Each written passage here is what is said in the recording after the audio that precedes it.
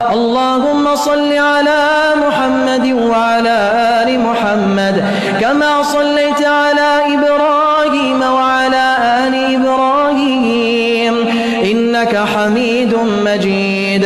পবিত্রতা হাসিল করতে গেলে আমাদের মধ্যে 4 প্রকারের ওযু থাকতে হবে।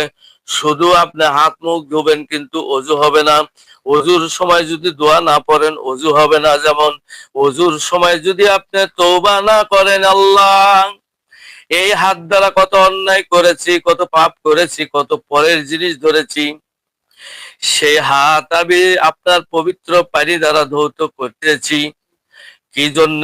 এই হাত দ্বারা জীবনে যাতে আর কোনো গুনাহ আমি না করি, কোনো পাপ না করি, পরের জিনিস যাতে না ধরি, এই প্রতিজ্ঞায় আবদ্ধ যখন বান্দা হয়ে যায়, ওই বান্দার এই ধৌতর মাধ্যম দিয়ে একটা নূর পয়দা হয়ে যায়।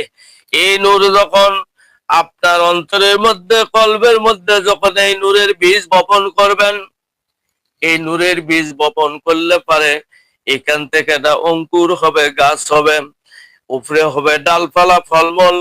সেইটা আপনার দুনিয়াতে বিচারণ থাকবে। এইটা দেখে দেখে আরেকজন শিখবে, আরেকজন বুঝবে, আরেকজন মানবে।